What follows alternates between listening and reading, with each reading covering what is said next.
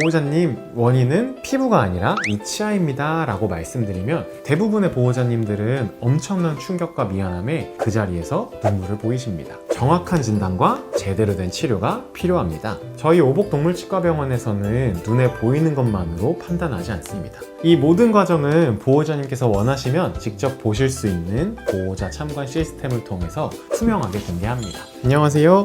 강아지와 고양이의 치아 건강을 책임지는 동물치과 이원장입니다. 원장님, 우리 아이는 양치를 너무 싫어해요. 아니면 오늘 하루쯤은 괜찮겠지. 혹시 이런 생각으로 아이의 양치질을 건너뛴 적이 있으신가요? 바쁘고 피곤한 날 아이가 막 발버둥 치고 그러면 마음이 약해져가지고 그래 내일 하자 하고 넘기시는 보호자님들 정말 많으실 거예요. 그 마음은 저도 충분히 이해합니다. 하지만 보호자님, 그 하루쯤이라는 작은 무관심이 쌓이고 쌓여서 나중에 우리 아이에게 얼마나 끔찍하고 돌이킬 수 없는 고통을 주게 되는지, 제가 지난 수년간 1000번이 넘는 치과 수술을 집도하면서 마주했던 최악의 상황들, 오늘만큼은 마음이 너무 아프지만 보호자님들께 반드시 보여드려야겠습니다. 이거는 겁을 들이려는 것이 절대 아니에요. 더 이상 고통스러운 수술을 받는 아이들이 없기를 바라는 수의사로서의 간절한 마음이자 여러분들의 아이를 지키기 위한 마지막 경고입니다. 만약 지금껏 아이의 양치질을 소홀히 하셨거나 혹은 입냄새를 대수롭지 않게 여겨 오셨던 보호자님들이라면 오늘 영상 눈 돌리지 마시고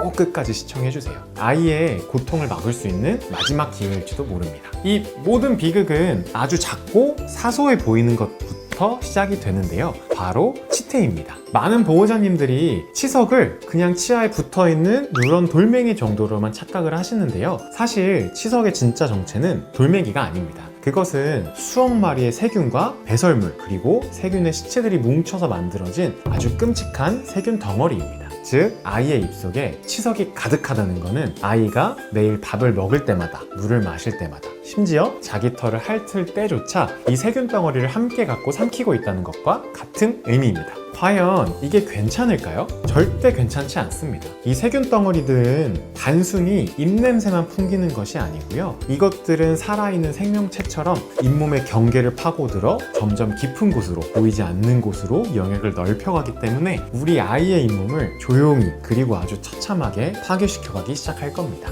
그러면 어떤 최악의 상황이 생길 수 있는지 설명을 드리겠습니다. 첫 번째 최악의 상황은 턱뼈가 녹아내리다부터 부러지는 겁니다. 믿기 어려우시겠지만 이것은 동물치과병원에서 드물지 않게 마주하는 현실입니다. 이 사진이 이제 치주염이 진행되는 것을 가장 알기 쉽게 표현해주는 사진이라서 제가 가지고 와봤는데요. 정상적으로는 치아와 잇몸 사이에 개에서는 2-3mm 정도의 깊이가 있는 고랑이 있습니다. 이 부분에 염증이 진행되다 보면은 여기 잇몸뼈와 이빨 뿌리 조직들을 녹이면서 염증이 점점 깊게 진행되게 되고요. 염증이 점점 심해지면서 이렇게 높았던 잇몸뼈를 녹이게 됩니다.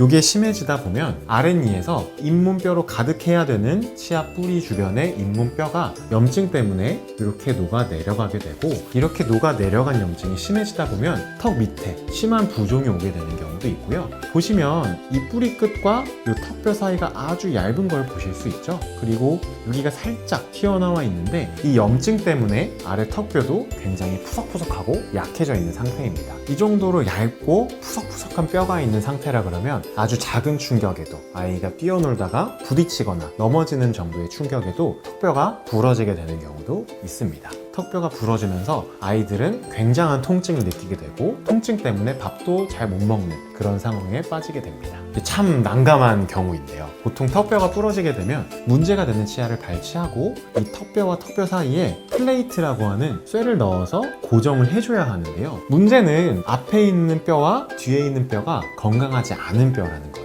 저희가 플레이트를 고정을 할 때 뼈가 플레이트를 단단하게 잡아줘야 되는데 뼈 자체가 염증이 심하다 보니 플레이트를 삽입하기 어려운 정도의 얇은 아이들도 있고, 플레이트에 삽입한 나사가 꽉 고정되지 못하고 헐겁게 문제가 되는 경우도 발생할 수가 있습니다. 이런 상황이 생겼을 때는 아이 상태에 따라서 굉장히 다양한 치료법을 적용을 해볼 수가 있지만 치료가 쉽지는 않습니다. 이렇게 턱뼈가 부러져온 아이들은 극심한 고통에 조그마한 자극에도 계속 비명을 지르고 침만 흘리며 괴로워합니다. 끔찍한 모든 고통의 시작은 보호자님이 무심코 지나쳤던 아주 작은 플라그였습니다. 두 번째 최악의 상황은 입과 코 사이에 구멍이 뚫리는 구비강 누공입니다. 특히 위턱의 송곳니는 보이는 것만큼의 치아 뿌리가 안으로 들어와 있는데요. 이 뿌리 끝에는 바로 콧구멍과 연결되어 있습니다. 그래서 이 송곳니 쪽 염증이 심해지다 보면 코와 입 사이에 구멍이 뚫리게 되는 그런 일이 생길 수가 있게 되는데요. 바로 이 사진이 이빨 뿌리와 코와의 관계를 나타내주는 단면도입니다. 그래서 보시면 이 초록색으로 표시된 부분이 앞니의 뿌리, 요거는 작은 어금니, 요 앞니들부터 세 번째 작은 어금니까지 이렇게 세 개의 뿌리 끝은 콧구멍과 굉장히 가깝게 위치한다고 보셔야 하는데요.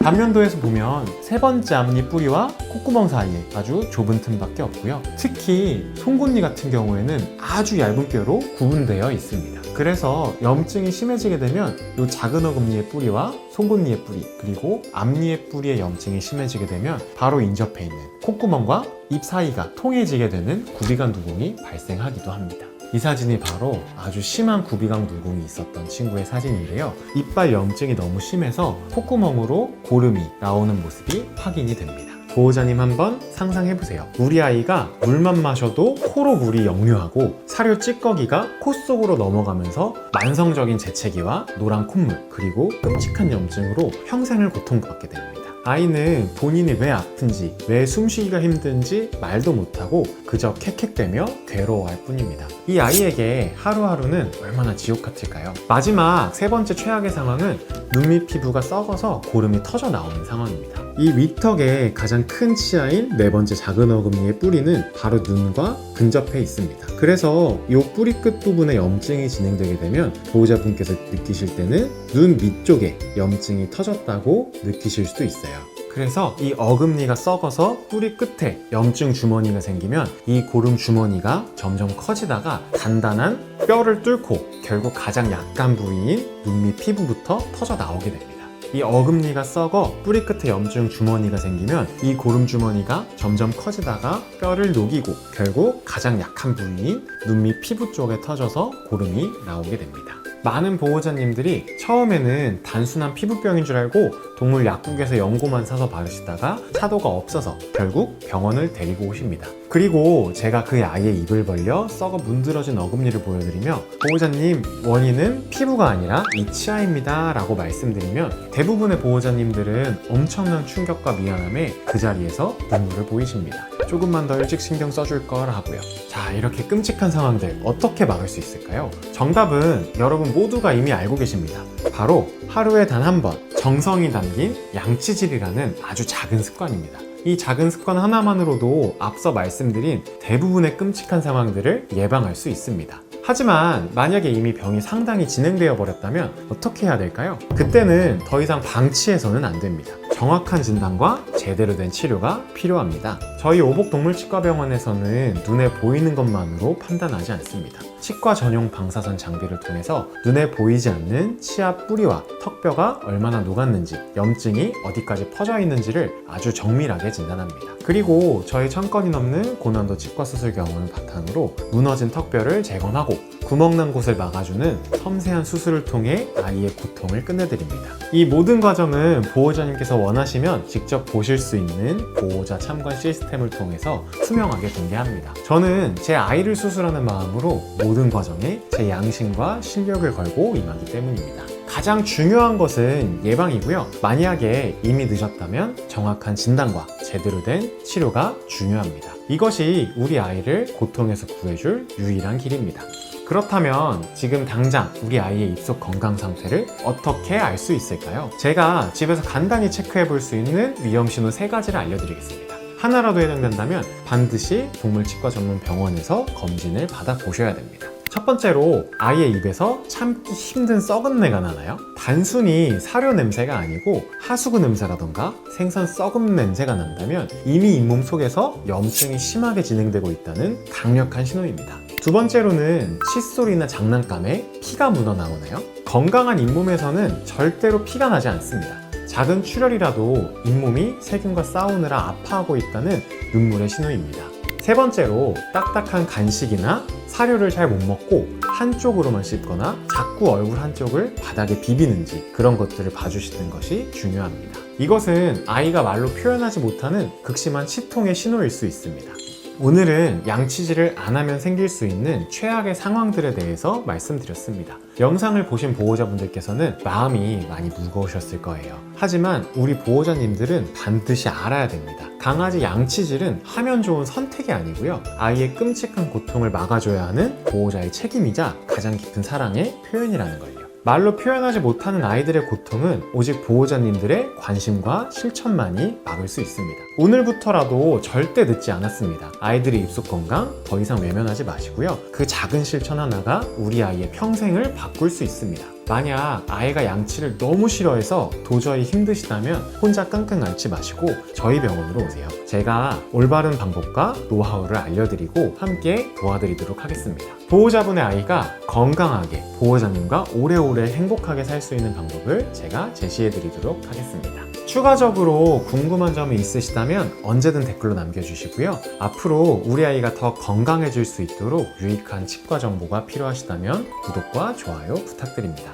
지금까지 마포 오복동물치과병원 이성경 원장이었습니다. 감사합니다.